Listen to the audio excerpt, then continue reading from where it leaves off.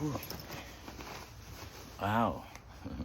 Welcome to North Carolina again, where I was out there getting warm this morning with the sun, and now it's freezing. But you know what's crazy, dude? The mosquitoes.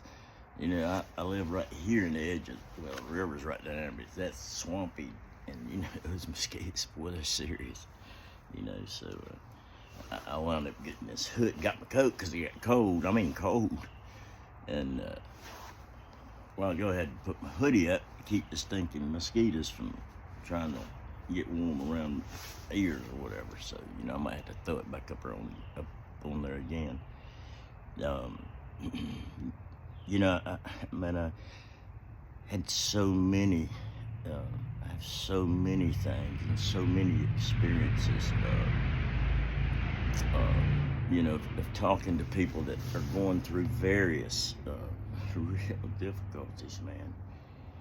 And yeah, I've been through some stuff, but boy, when you talk to people and you hear what they're going through, and you know what, I hear it, you know, buddy, because I mean, I'm very sensitive, you know, empathetic, very, very, very, you know, so I hear it. And sometimes, you know, just dealing with those things, you know, have a tendency to kind of get me down. It's sad. I mean, it's really sad, and I know being sad don't help, but you know, I think it's about a halfway natural reaction, you know, for us. And boy, I struggle, you know, sometimes. Although, man, it makes me feel so good, you know, to be able to help somebody a little bit that's going through something similar to what I've been through, you know, because many things, no way in the world you can understand them until you're there. And that's what I was talking to my friend earlier, and been a friend for a long time. Hadn't seen her in a long time, but at the same time, you know, the connection is still there, you know, the friendship and the mutual friends and that sort of thing is still there. And you know, honestly, sometimes I get feeling sorry for myself, you know, and think you know, you too, we probably get feeling like we're the only person in the world ever been through this stuff. But man, this young lady, she was married, great husband. I love the guy, you know, and as a matter of fact, I think he worked for me at one time. And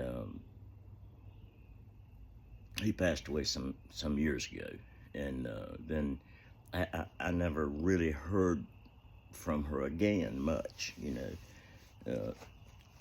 I'm not over in that part of the state much, so I never heard from her much. But about a year or so ago, maybe, you know, I got a friend request, and I started following her on, and say following, whatever you do, you know, I'd see her post on Facebook.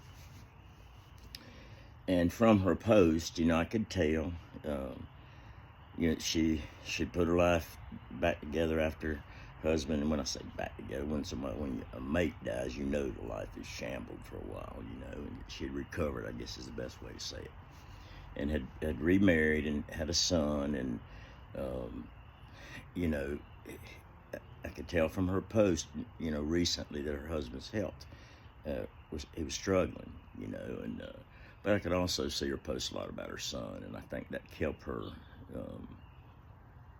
in the sunshine, you know, a little bit. But I think it was last weekend, maybe. Her son died. I don't know what happened really. I don't know if it was an accident or who knows, you know. But he died, and I'm sure when I saw it, man, oh my God, boy, it hurt me, you know, it really hurt me. It took me back too, you know, because when I start thinking about them, obviously I think about every friend I had up there at some point in time before I get through with the memory. And so I was sad, you know, prayed for her. Well, a couple of days later, her husband died. crushed me, and I've never met her husband, but it hurt me for them. You know, it just broke my heart.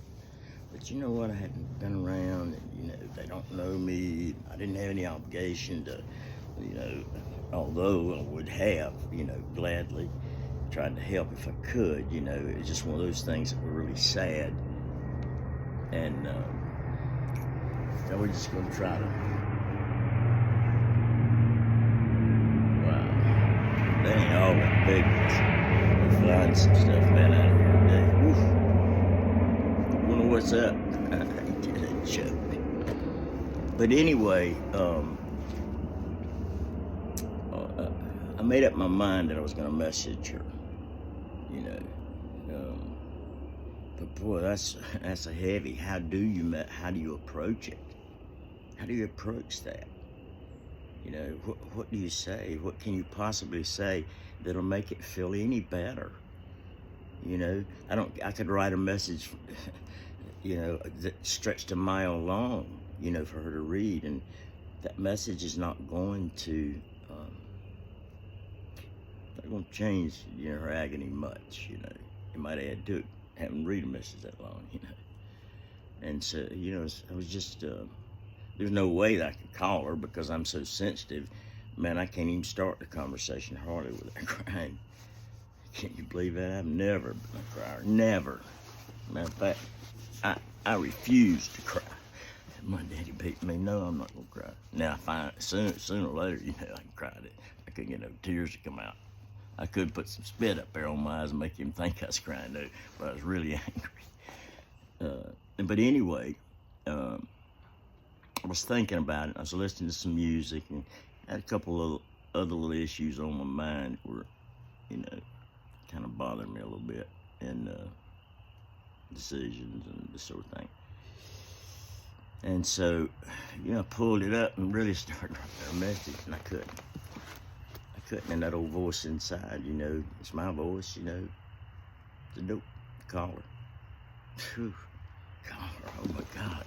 Oh, you asked me to call, you know, anyway, that's kind of the underlying thoughts, but I said, okie doke, you know, but I prayed, and I said, God, you know what, that's a big job right there, you know I can't get through it. Because I got a real tender heart, and it's kind of tender right now anyway. And you know, so I'll do it. But yeah, please give me strength and give me the words, because I don't know what to say. So I called her, and I I didn't blind call her, message her, and told her I'd like to talk to her, and ask her if there was a time, etc. And she immediately, you know, set the number, and I called her. And, you know what, it was sad, and it was, you know, but we didn't linger on that. And, but instead, you know, I really felt like, and I'll just pretty much tell you what I told her. I said, you know, there's not anything that I could imagine that would be much worse. And I said, I've been through a lot, you know, and I understand losing a lot, but I can't even imagine the agony that you're going through right now. And I wish there was something that I could do to help in that regard. And I said, I really can't, you know, no matter what I say, I can't make that hurt diminish any, but I just, you know, I'm hurting with you, you know, I'm real empathetic, and boy, I'm hurting with you, and I have been, you know, since I heard. I said, but I just really want to give you a different perspective, and I want you to think about it a little bit differently. I said, you know, Ronald's had his struggles, you know, and I could tell, you know, he had some health struggles in his pictures and this, that, and other, but he never lost his spirit, and he trusted God, you know, fully, it appeared. And I said, now I want you to think about him the last time you saw him, and just however he was. I don't know what his condition was there. You know, I want you to think about it. You know, I said, get a mental picture of it.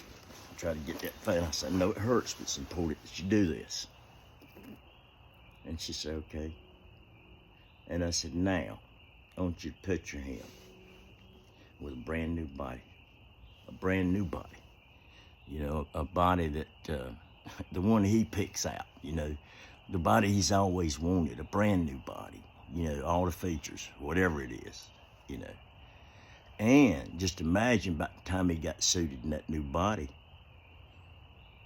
and his mind had been renewed of all the crap. Here come his mom and daddy to welcome him home. Can you imagine, what they went through? And then granddaddy and grandma. Oh gosh, all his aunts, uncles had passed. You know what? He even met people, ancestors that he had heard about, So he's all right, don't worry about him. And I said, and then, you know what? Then a little while later, here come his son in there, his new body too, and his new attitude, and his new whole diet, and they doing all this together. So now, what's really sad for you to have to wait here a little while for him, because you going there, And I said, it's really sad. I said, let's try to spend this time maybe learning. We know it's for our own good. We don't understand it, but, nothing happens. God won't use to our own good. I said, so let's try to figure that out. And I said, if I had to guess, I would say, as sweet and as compassionate and tender as you've always been, I would say that you're probably just about the perfect person for God to use to minister to others who are losing children or husbands or those sorts of things. I said, so if you can put your focus on that, and start rejoicing for where they are, I think it'll make a big difference. And, I really believe that conversation was what Brenda needed to hear right then. Now, she needs a whole lot more, and that wasn't a, no turnaround or anything, but, that's just the way God works, and I wanted to share that with you. It was kind of profound with me. And then I want to read something to you. Proverbs chapter 11. A false balance is an abomination to the Lord, but a just weight is his delight. When pride cometh, then cometh shame, but with the lowly is wisdom. The integrity of the upright shall guide them, but the perverseness of transgressors shall destroy them. Riches profit not in the day of wrath. In other words, they mean nothing. But righteousness delivereth from death. I don't want to die, do you? No, man. I ain't gonna. I already died. Matter of fact, I ain't gonna die no more. You too, if you never accept it. The righteousness, let me read that again. Sometimes I have a little difficulty pronouncing it if I'm trying to read it slow. I can fly through it if I'm reading it fast. The righteousness of the perfect shall direct his way, but the wicked shall fall by his own wickedness. We're observing that. We're only seeing with our eyes the destruction of the wicked. Right now we're seeing the exposure of. But our God is a just God, The righteousness of the upright shall deliver them, but transgressors shall be taken in their own naughtiness. In other words, it's going to backfire.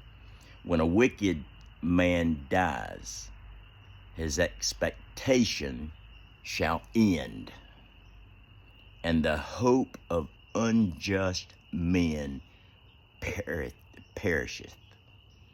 The righteous is delivered out of trouble, and the wicked cometh in his stead. I want you to listen to this real close now. A hypocrite with his mouth destroys his neighbor, but through knowledge shall the just be delivered.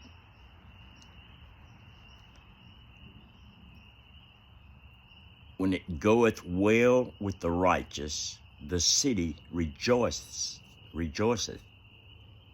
And when the wicked perish, there's shouting. But the blessing of the upright, the city is exalted, but it is overthrown by the mouth of the wicked. That's who we got in charge right now, the wicked. He that is void of wisdom despises his neighbor, but a man of understanding holds his peace. A talebearer revealeth secrets, but he that is of a faithful spirit concealeth the matter. Where no counsel is, the people will fall, but in the multitude of counselors there is safety. We have a counselor, man. We don't need but one. He that is surety for a stranger shall hurt for it, and he that hateth suretyship is sure. That means don't sign for anybody. If you ain't got it to give, don't do it. If you can't afford to give it, don't loan it. Don't give it away. Get out of that habit of loaning. They won't never pay you back. Right now I can start naming them. 200 here, 500 here, 300. They think you forget. And I see the little Christian posts and, oh, how I love Jesus and, this, that, and the other. Well, if you do, why don't you pay what you owe? You know what you owe. Just pay it. Anyway, enough of that. So don't sign for anybody, it says. A gracious woman retaineth honor. Now, how in the world would a woman attain honor? How in the world can you do that and flash your boobies on your story there every 3 minutes and at the same time be talking about Jesus? How is that possible? And strong men retain riches. I wasn't all that strong, was I? Let her take mine, but that's temporary. We'll get that back. The merciful man doeth good to his own soul, but he that is cruel troubleth his own flesh. The wicked, oops, lost my place. It's getting dark. My eyes are not as good as they once were, but I don't have glasses on. The wicked worketh a deceitful work, but to him that soweth righteousness shall be sure reward. That's the part I want. Ain't nothing been sure for me so far, but this is sure. As righteousness tendeth to life, so he that pursueth evil chases it to his own death. Yeah, I'm seeing that happen. Seeing a few of them do it.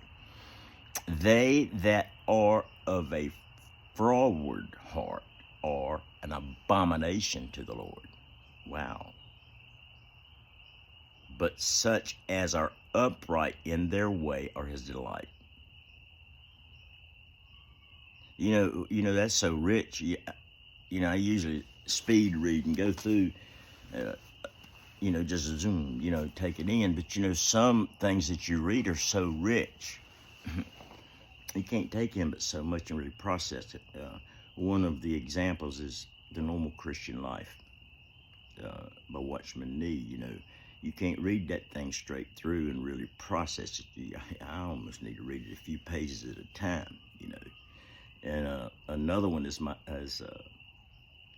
utmost for his highest, Oswald Chambers. They're short, but they need to be short, I wish I could get that much said in that length of time. But I had these things on my heart. I was sad. I've been sad the last few days, to be honest with you. About as sad as I've been a long time about some things. But I was really sad and kind of had a heavy heart, But I found that reaching out to somebody during a time that I was broken, or feeling broken, that actually ministered to me, and for me to be able to see the strength that God has given this girl, and I'm thankful, and I'm excited to see what her coming days are going to bring, because she has good days ahead, and I believe that because she's following in the footsteps of Jesus. You can do the same thing, and I love you guys. I wish you could just all come eat with me. But bring some food if you do. All right, see you later. God bless you.